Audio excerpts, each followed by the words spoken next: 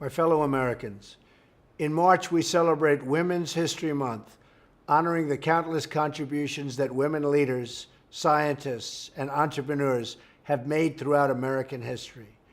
We are a greater, stronger, and more just nation today because of women like Clara Barton, Susan B. Anthony, Harriet Tubman, and so many others.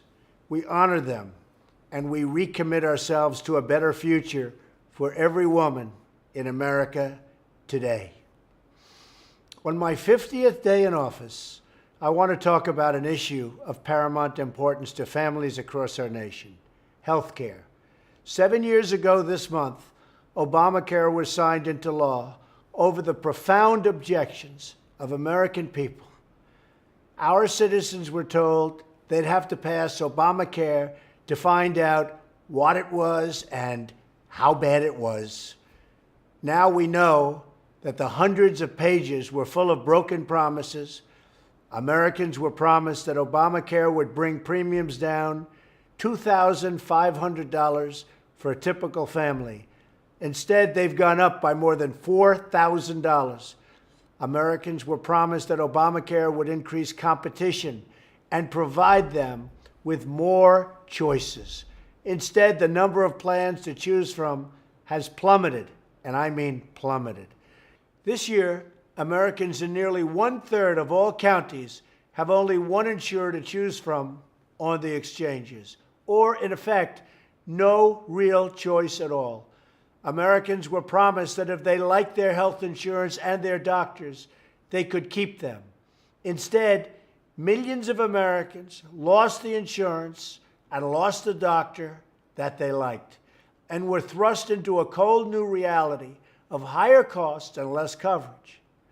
Through 7 long years of botched rollouts, soaring costs, cancel plans, and bureaucratic mandates, Americans have called out for relief.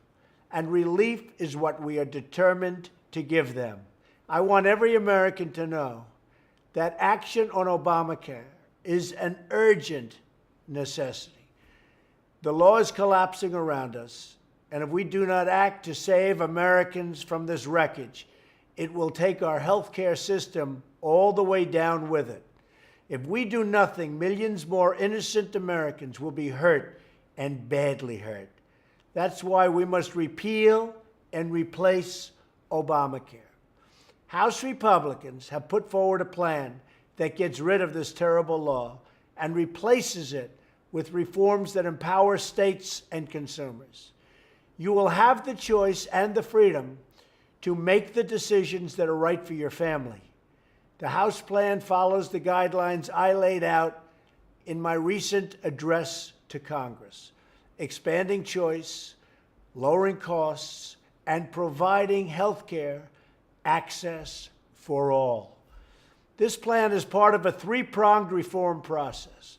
In concert with the plan in front of Congress, I have directed Dr. Tom Price, our Secretary of Health and Human Services, to use his authority to reduce regulations that are driving up costs of care. We're also working on reforms that lower the costs of care, like allowing Americans to purchase health insurance across state lines. You've heard me say that many, many times during the debates. I encourage Democrats to work with us to improve the health care system for the American people. Also, we will be driving down the costs. We will deliver relief to American workers, families, and small businesses who right now are being crushed by Obamacare by increasing freedom, choice, and opportunity for the American people.